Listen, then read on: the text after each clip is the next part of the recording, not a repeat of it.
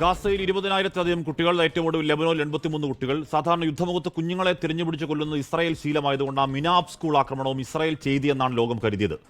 കാളത്തലയുള്ള ഏതോ പുരാതന ദൈവത്തിനുള്ള ബാലബലി എന്നൊക്കെയുള്ള തിയറികൾ സോഷ്യൽ മീഡിയയിൽ ഉണ്ടായതുമാണ്. പക്ഷേ അത് ഇസ്രായേൽ അല്ല, അമേരിക്കൻ അതിക്രമം എന്ന് രേഖാമൂലം തെളിവ് സഹിതം പറയുന്നത് ന്യൂയോർക്ക് ടൈംസ് പോലെ അമേരിക്കൻ പത്രങ്ങൾ തന്നെയാണ്.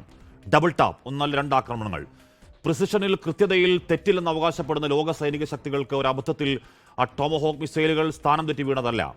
ആദ്യ ടോമഹോക്ക് മിസൈൽ സ്കൂളിൽ വീണു, കുറെ കുഞ്ഞുങ്ങൾ മരിച്ചു. ഭയന്നുപോയ അധ്യാപകർ മരിച്ചുപോകാത്ത കുഞ്ഞുങ്ങളെയും പരിക്കേറ്റവരെയും പ്രാർത്ഥനാ ഹാളിലേക്ക് മാറ്റിയ സമയത്ത് കൃത്യമായി അവിടെ തന്നെ വീണു രണ്ടാമത്തെ ടോമഹോക്ക് മിസൈൽ.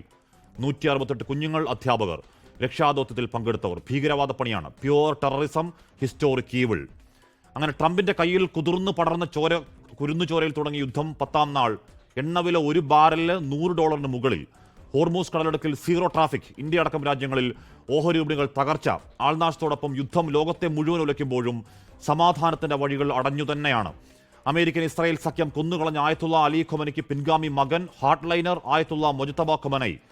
സർവനാശം സർവനാശം എന്ന അമേരിക്കൻ പ്രസിഡന്റിന്റെ ആവർത്തന പുലമ്പലിനിടെ അലി ലാരിജാൻ പറയുന്നു, ഇത് ഞങ്ങൾ കാത്തിരുന്ന ചരിത്ര നിമിഷം. ദീർഘനാളത്തേക്ക് യുദ്ധത്തിന് ഞങ്ങൾ തയ്യാർ. ഇനിയൊരു യുദ്ധമുണ്ടാവില്ലെന്ന് ഉറപ്പിച്ചതിന് ശേഷം മാത്രം യുദ്ധവിരാമം. തെഹ്റാന്റെയും തെല്ലവീവിന്റെയും ആകാശത്ത് തീമഴ പെയ്ത്താണ്. 10ാം നാൾ ഇതാണ് ഇമ്പാക്റ്റെങ്കിൽ യുദ്ധം നീണ്ടാലുണ്ടാവുന്നത് സർവനാശം. ലോകത്തെവിടെയായാലും ഏത് സമയത്തും 24 വാർത്തകളും ഓഗ്മെന്റഡ് റിയാലിറ്റി പാക്കേജുകളും എക്സ്പ്ലെയിനറുകളും വിശദമായി കാണാൻ ഞങ്ങളുടെ യൂട്യൂബ് ചാനൽ നിങ്ങൾക്ക് സബ്സ്ക്രൈബ് ചെയ്യാം.